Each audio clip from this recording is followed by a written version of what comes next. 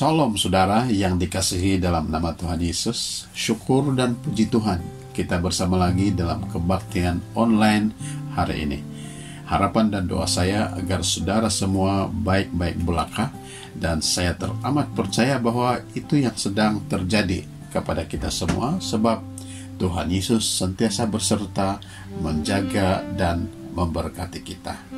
Saudara, pada masa-masa ini kita sedang memperingati kenaikan Yesus ke surga dan pencurahan Roh Kudus.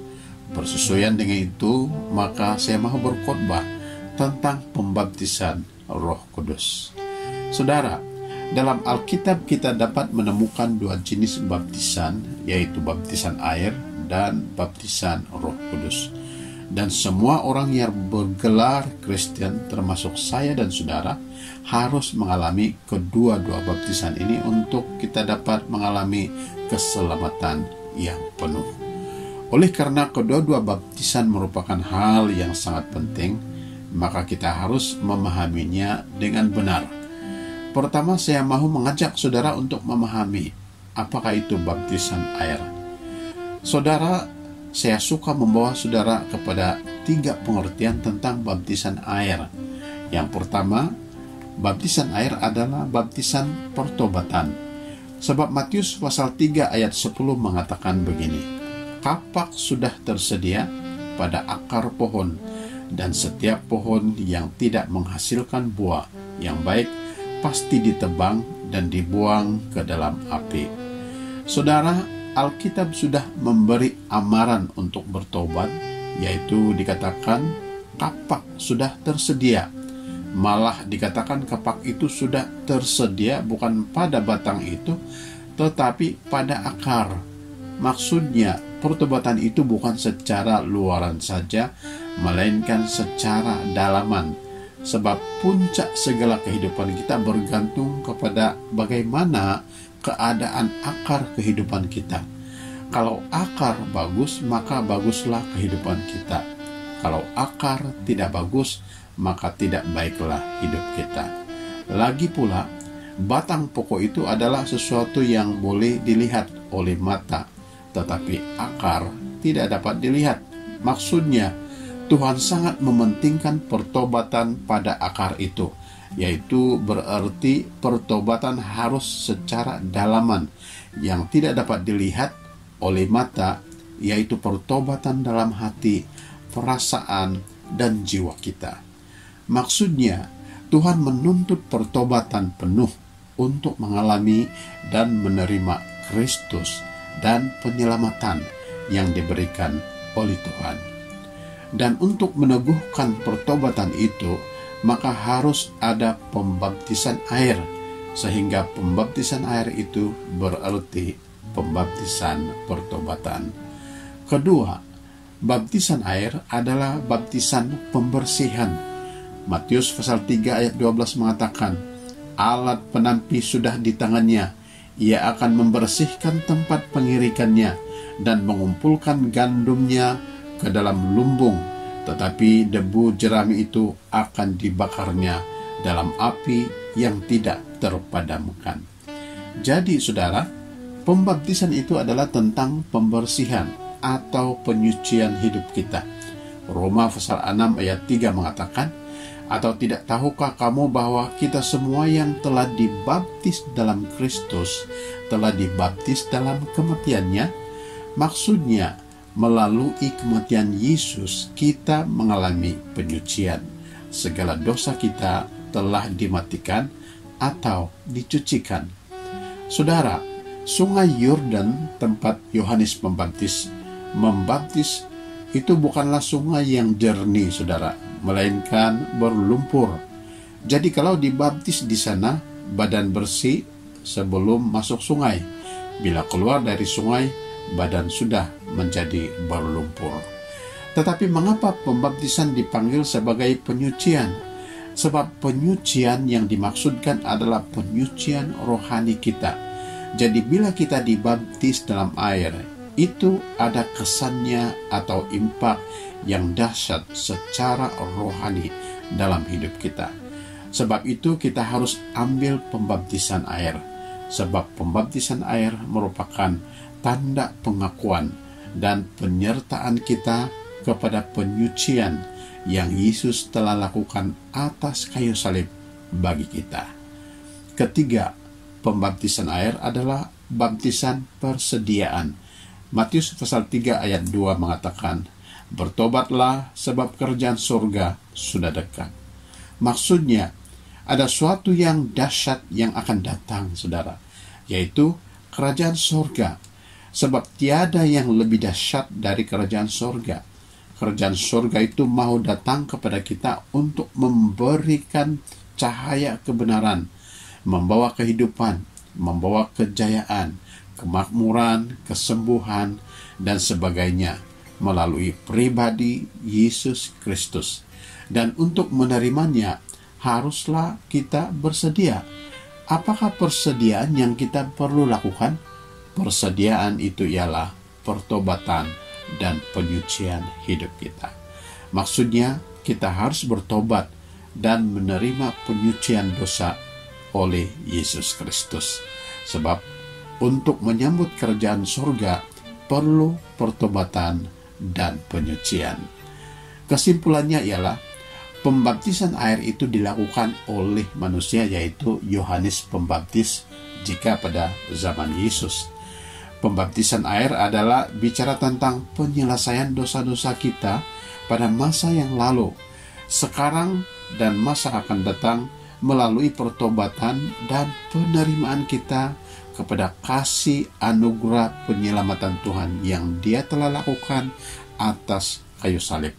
Berarti masalah dosa sudah selesai. Kita tidak perlu risau lagi. Kita tidak perlu merasa tertuduh lagi, sebab kita sudah bebas dari dosa kita yang lalu. Kita sudah dicucikan dan menjadi kudus serta layak menghadap Tuhan.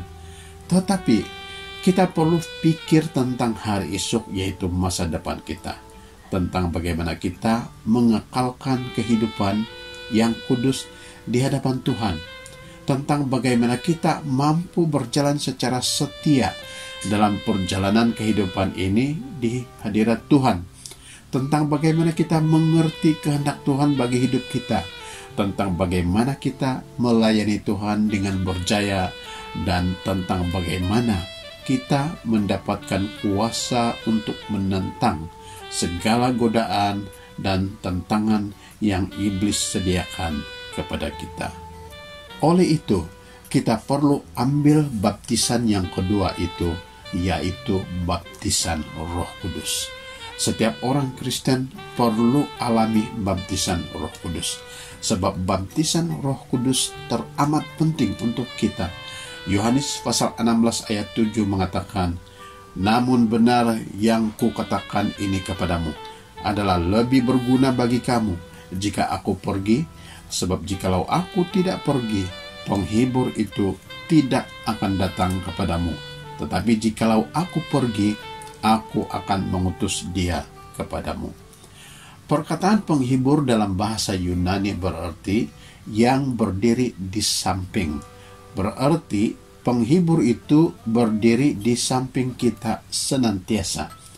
Tetapi kita tidak perlu lebih dari hanya sekadar berdiri di samping kita. Kita perlu Roh Kudus yang masuk dan tinggal dalam hidup kita. Yohanes 20 ayat 22 dikatakan, "Dan sesudah berkata demikian, ia menghembusi mereka dan berkata, 'Terimalah Roh Kudus.'" Di ayat ini Yesus menghembusi murid-muridnya dengan Roh Kudus. Yesus mengatakan, "Terimalah Roh Kudus." Mengapa Yesus menghembusi mereka? Sebab Yesus mau Roh Kudus itu masuk dan tinggal dalam hidup mereka, yaitu hidup saya dan saudara. Tetapi pada masa Yesus menghembusi murid-muridnya dengan Roh Kudus, tidak diberitahukan Alkitab bahwa ada sesuatu yang terjadi. Tiada api atau angin terjadi. Tiada bahasa roh dalam kata-kata murid Yesus. Mengapa? Sebab Yesus sudah katakan tadi, saudara, dalam ayat Yohanes pasal 16 ayat 7, bahwa jika Yesus tidak pergi kembali ke surga, maka penghibur itu tidak akan datang. Malah, Yohanes Pembaptis juga pernah memperkenalkan Yesus itu sebagai pribadi yang akan membaptis dengan Roh Kudus. Tetapi sepanjang Yesus berada di bumi, Yesus tidak pernah membaptis orang dengan Roh Kudus. Mengapa? Sebab Yesus harus pergi dulu. Jika Yesus tidak pergi balik ke surga, maka Roh Kudus itu tidak akan datang.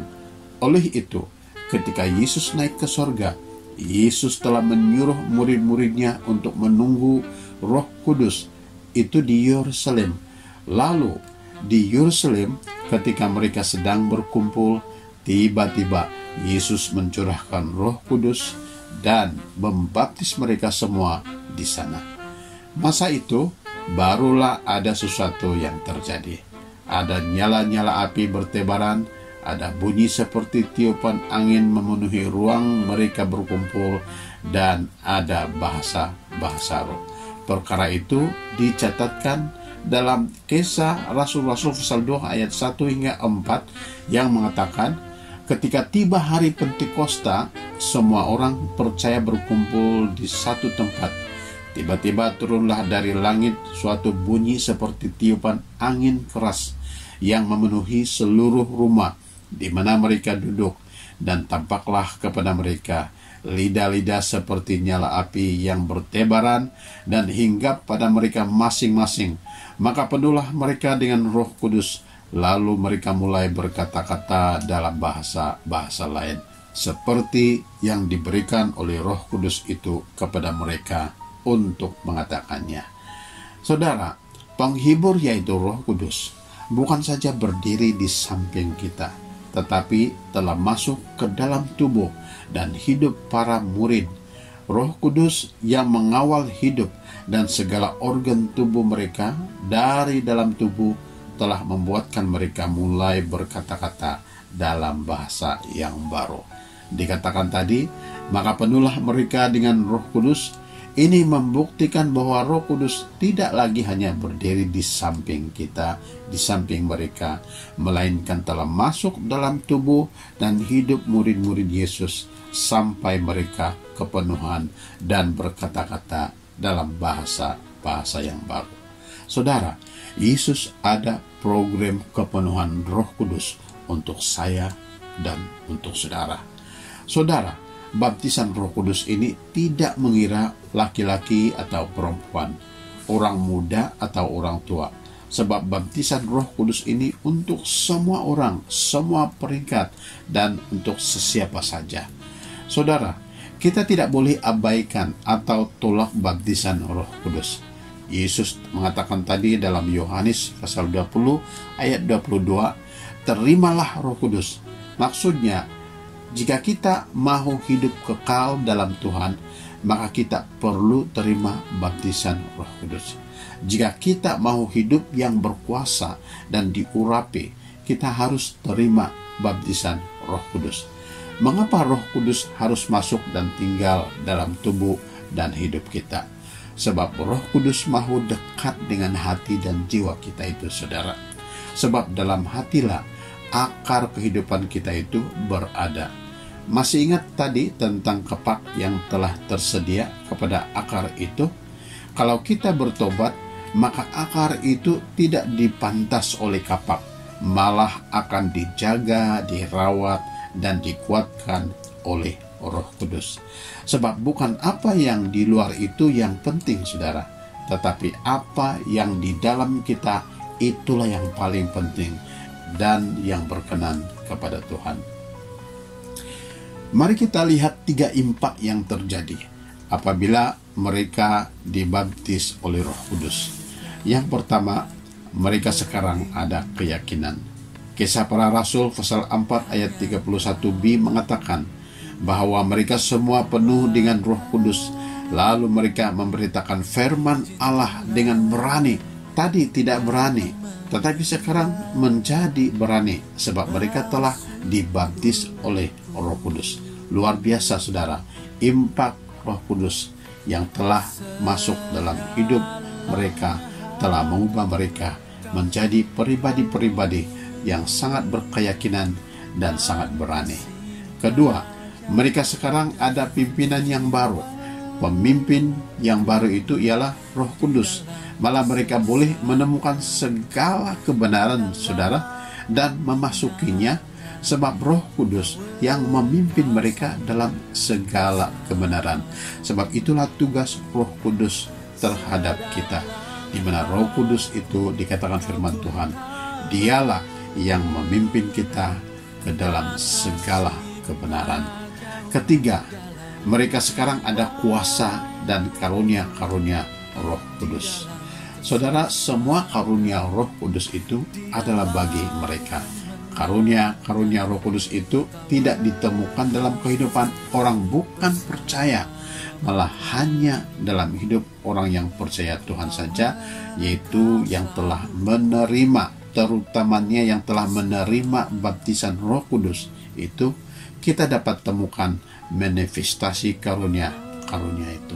Saudara, izinkan saya bertanya, adakah saudara sudah menerima kedua-dua baptisan ini, yaitu baptisan air yang melambangkan pertobatan, pengudusan, dan penerimaan Anda akan kasih karunia penyelamatan Tuhan atas salib, dan baptisan Roh Kudus untuk saudara dapat mengekalkan diri dalam kekudusan dan kebenaran Tuhan.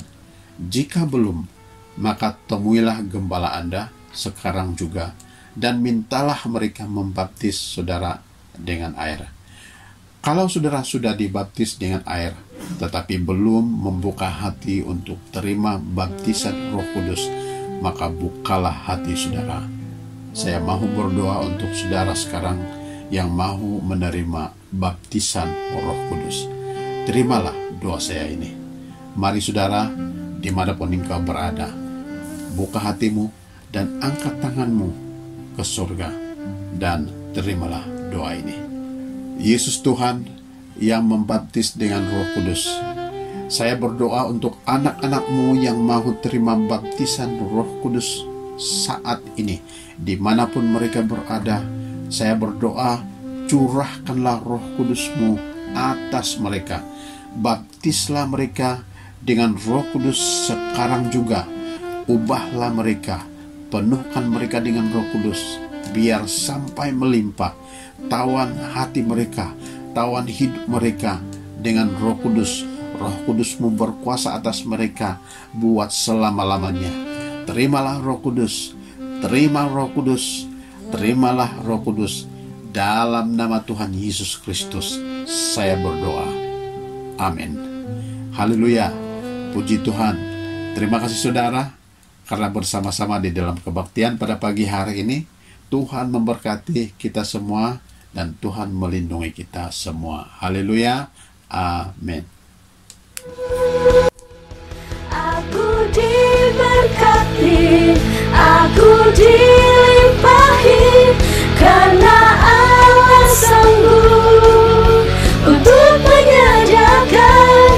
Aku diberkati, aku dilimpahi atas sempurna anugerah Tuhan bagiku.